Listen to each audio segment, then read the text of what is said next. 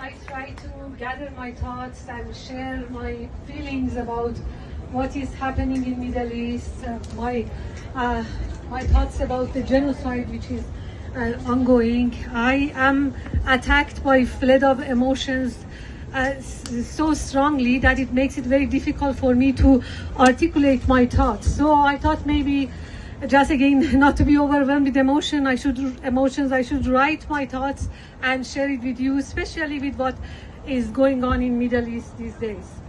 So today, once again, we have gathered to show our unwavering support for the people of Palestine and to condemn the ongoing genocide. Today, we continue to stand in solidarity with the Palestinian people, but we also want to specifically and particularly condemn the recent assassination of Hamas political chief Ismail Haniyeh in Tehran. This assassination exposes the falsehoods behind Israel's claims that its brutal bombardment of Gaza was necessary because Hamas used civilians as human shields. The successful targeting of Hamas leaders in Tehran demonstrates Israel's capacity to pinpoint and eliminate specific targets without causing widespread civilian casualties. This contradiction reveals the deceit behind their rationale for the destruction and loss of thousands of innocent civilians in Gaza. The assassination of one of the key figures of resistance, who also was also a malicious act of disrupting peace efforts, as Haniyeh was involved in ceasefire negotiations. By eliminating a figure potentially working towards peace, Israel has shown a preference for military aggression over diplomatic solutions. This action clearly underscores Israel's unwillingness to pursue non-violence resolutions.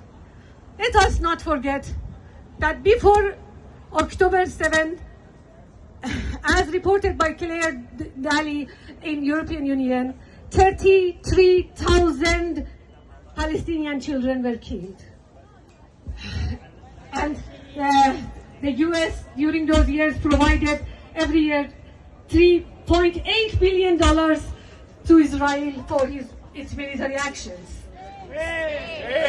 Since the attack of October 7th, it has become more evident day by day that Israel's responses have always been overwhelmingly brutal and disproportionate. The deaths of over 15,000 Palestinian children and around 40,000 Palestinians has highlighted the severity and injustice of Israel's actions.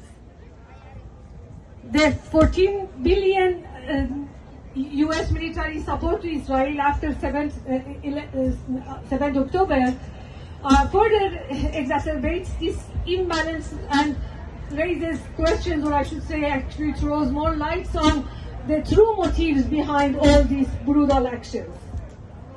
As an Iranian Canadian, I strongly condemn Israeli government actions in the Middle East, disrupting disregard for human life and regional stability. Despite being part of Iranian struggle for freedom in Iran, I stand with Iran in condemning these brutal policies. We oppose any form of violence and oppression and demand justice for Palestine. This is not the first time we have come together, journalists and activists who have been captured, silenced, killed, remind us of ongoing struggle for truth and justice. Their bravery inspires us to continue our fight and stand together in solidarity. Now more than ever, it's time for resilience and solidarity. The international community must respond collectively to advocate for justice, peace, and the end of this genocide. Let us raise our voices for those who can against oppression. Together we can, and we can make a difference and demand justice. We stand with Iran in support of Palestine. Free, free Palestine! Free, free Palestine! Free, free Palestine! Free, free Palestine! Free, free Palestine! Free, free Palestine! Thank you so much, Rahel. Give it up for Rahel and for all of our speakers. All right, we'll be starting with